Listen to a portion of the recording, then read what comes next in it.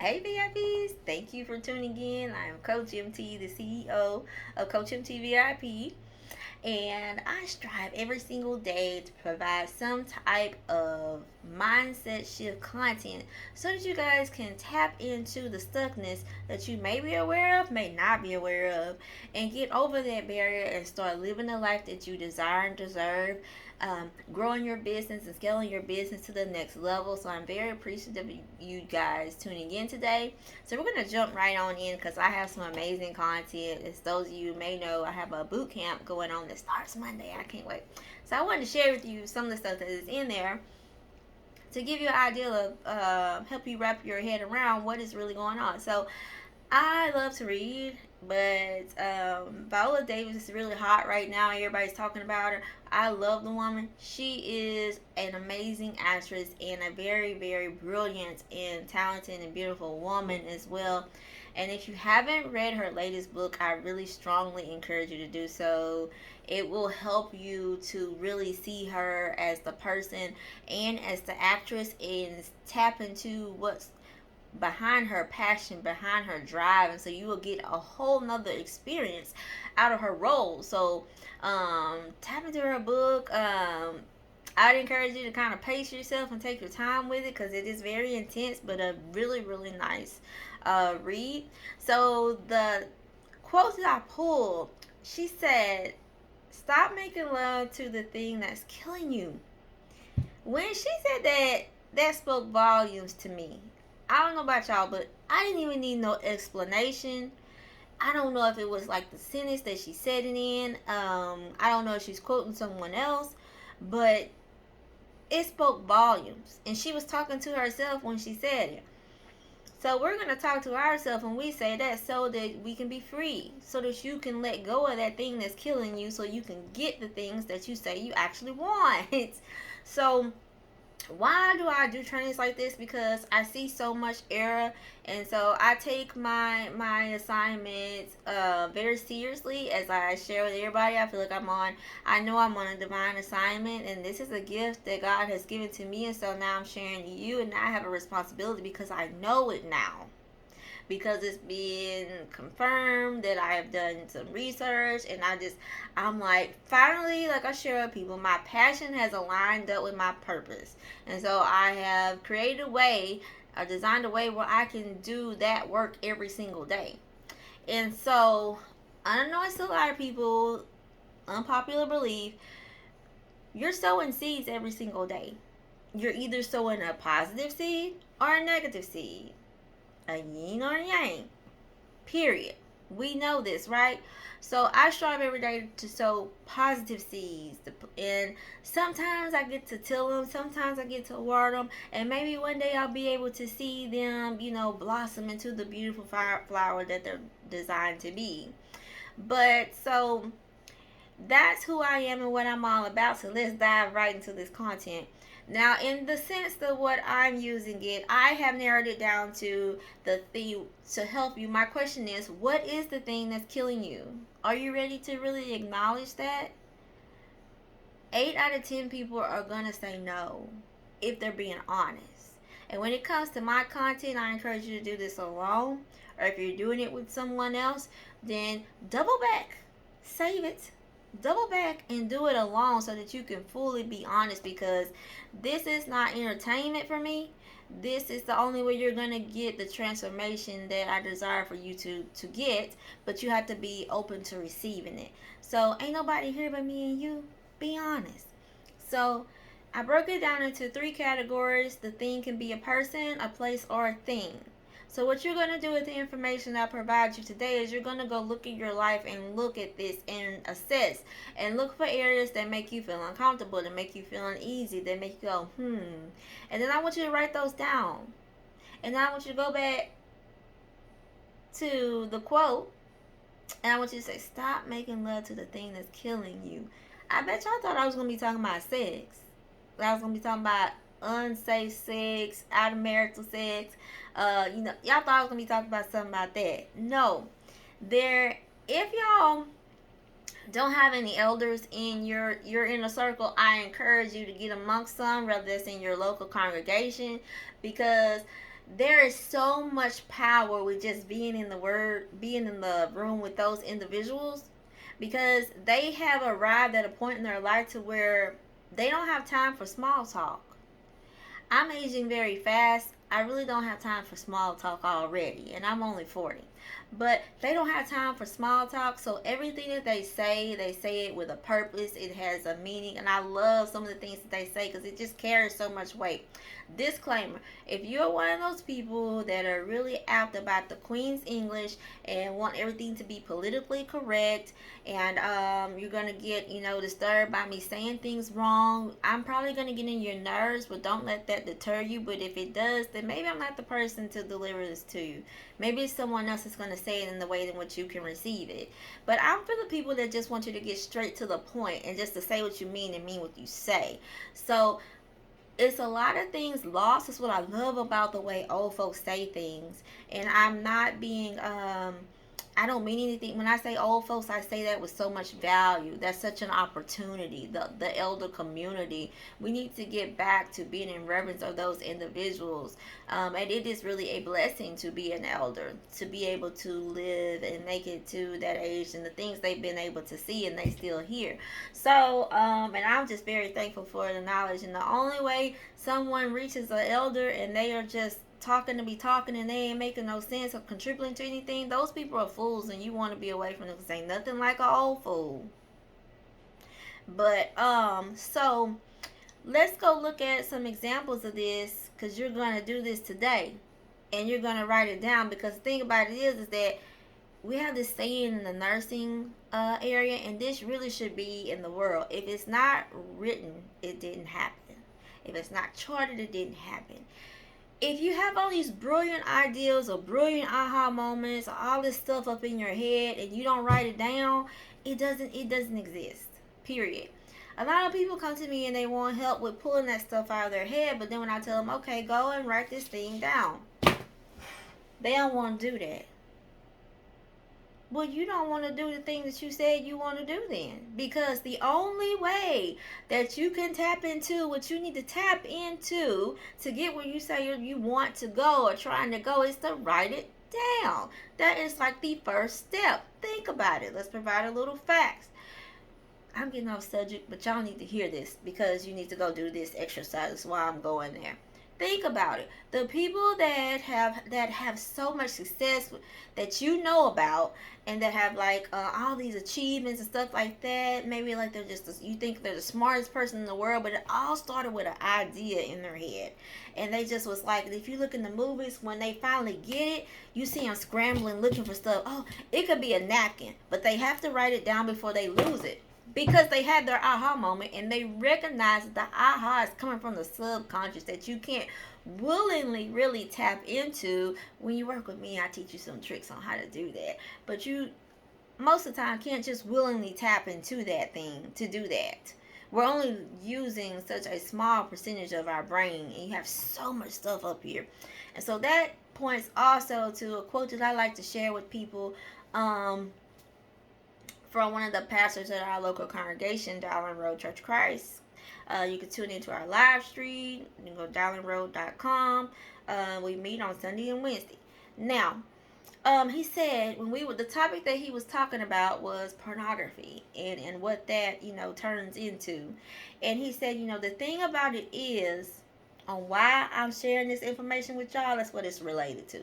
The thing about it is that once you see something, you can't unsee it. It's forever in your mind's eye. Forever.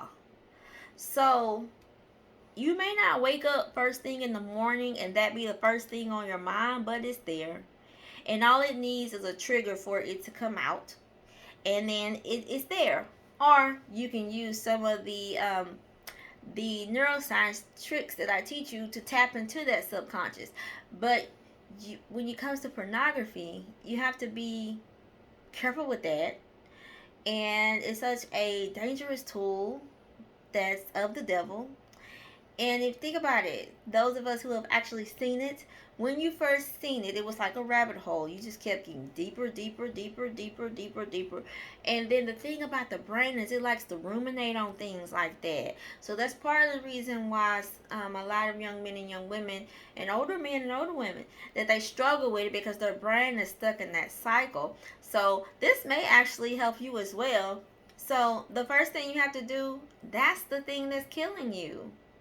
When you look at it, if it's pornography, it's taking up all of your time.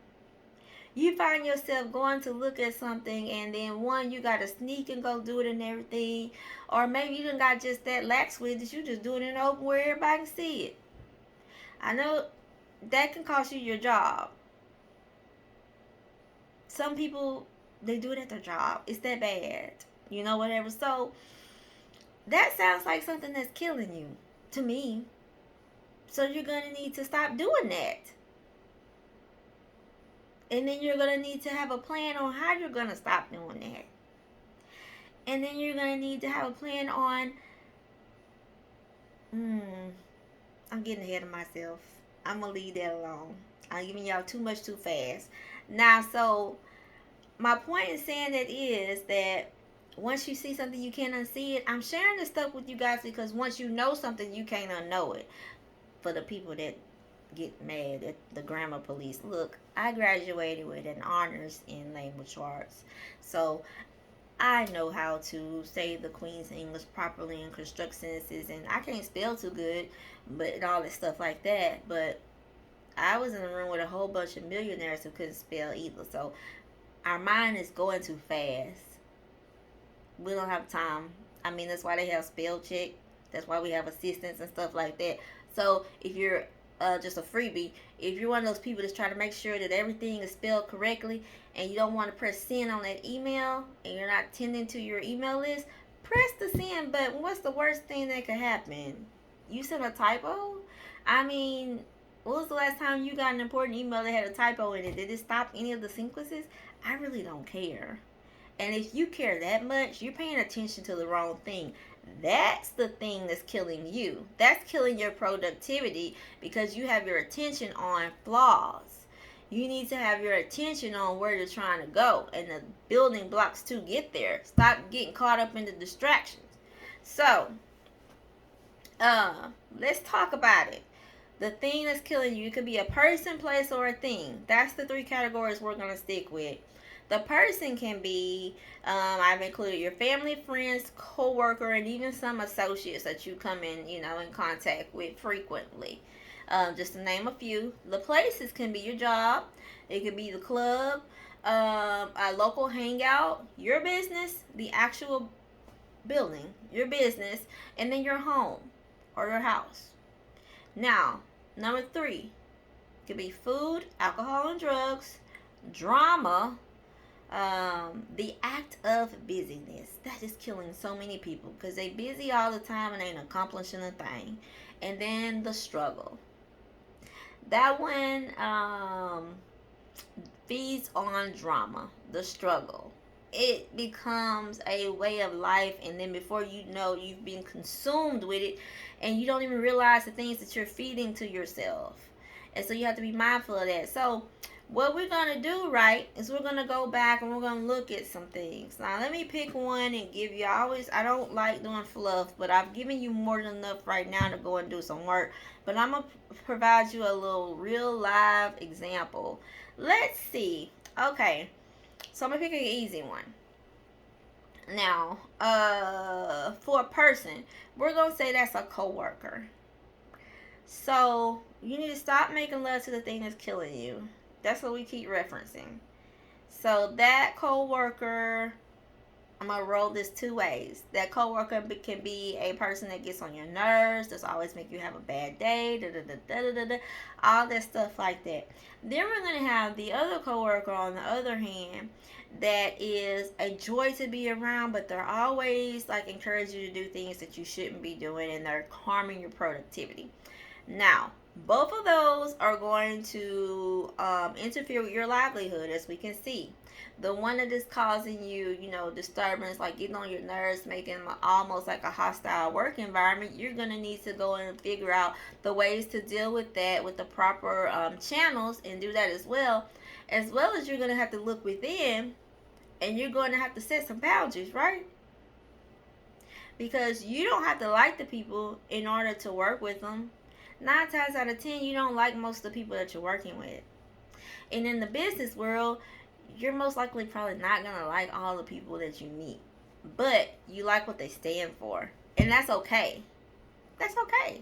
You don't have to like everybody. They don't have to be your best friend. So then, the other coworker, you love them to death, but they're always distracting you. Set boundaries. So, what you're going to do, you've already got in trouble. This is why I say the thing that's killing you. You say you want to advance your career and get to the next level. You want that position that's coming up. But every time your boss looks around, you're slacking. It looks like that you're slacking to them because you're either huddled up in the corner or doing something you got no business, or you're at it with that coworker that gets on your nerves because you haven't addressed it properly. So now you see. So what I want you to do is I want you to go look at those individual situations, the person. That's how I'm gonna do this. I'm gonna break it up because if I don't, it's gonna be too long. So I want you to go look at the person. If you have someone in your life that you can't just remove and stop dealing with, that's the other way we roll this. If it's not somebody that needs to be in your life, like associate that you really don't have nothing to do with, but that's not really what I deal with because that's preliminary. I teach y'all that all the time to check the village that you've built. And if that person is not contributing to the life that you desire to live, the where you're trying to go, then you need to let them go. Period. I teach y'all that. So y'all know that. So this is talking about the people that we maybe just can't let go. So you're also going to need to go and just really reevaluate that and make sure you have to hold on to that person, whatever. And then we're going to dive into, okay, what can I do about this situation? What can I really do? We're not going to focus on what I can't do. We're going to focus on what can I really do about this to make it better by acknowledging what is the thing that is bothering me the most. So I want you to start there, and then I want you to tune back in when I do the other one, and we're going to move on to the places. So I hope this has been beneficial to you. It should have been beneficial to you. If you go and evaluate just that much, that will free you so much. You're not alone, but what this will do will help you to deal with those situations, because in life there's going to be people that are going to rub you the wrong way. There are going to be people that are going to distract you from the cause. There are going to be people that are going to try to get in your way. Be mindful of that. Because if your friend really know that you want to excel, they're going to need to want the best for you. So why am I going to be coming over there and steadily distracting you when I see that the boss is getting on to you, whatever. And so now you're not going to even be in the running for that said promotion or whatever when it comes up. You don't even really have to even be doing anything wrong. But because they see you two together, it's going to cause some kind of conflict. Well, are y'all there to socialize or are you there to work? So that's some things for you guys to think about. But like I say, in order for you to get the transformation from this, you're going to actually have to pull to the table and work. And the first thing you need to do is go think about these things. And when you think about it, make sure you got your pen and paper and write it down. Because if it's not written down, it doesn't exist, y'all. That is step number one. Step number one. It is. And so the trick is to, people say, I don't want to do that. Well, you don't want to do the things you said you wanted to do. Period. I don't sugarcoat it. I'm giving it to y'all raw. I'm not here to babysit anybody. I am never rude, but I'm not here to make you feel comfortable. I'm here to alert you or shed some light on the things that are making you uncomfortable for a reason. And the things that are making you comfortable and keeping you bound. so that you can shake that a little bit and get to where y'all say y'all trying to go. It's that simple. So remember, you can chant those affirmations all day, but until you actually pick up that pen and that paper and go do the work that I provided you the formula to, it's never going to, as long as it's strapped up here, it cannot manifest here. It can't. So, go evaluate your life, and if you're an overachiever, you can go ahead and look at some of the places and things as well. But go and do that. Do some brainstorming, do some deep thinking, do some prayer and meditation, and then set some boundaries. Set some boundaries. Look for ways that you can go and cap this off to provide yourself some relief. Because I'm sure, I could think of all kind of scenarios, but I'm going to save that for the boot camp because I only intended to come on here for 10 minutes and I'm looking up and talking for 20. But y'all take that and run with it and implement it because it's all about action. I am Coach MT of Coach MT VIP. You can always reach me at CoachMTVIP.com. And thank you guys for tuning in. Y'all have an amazing day. Bye.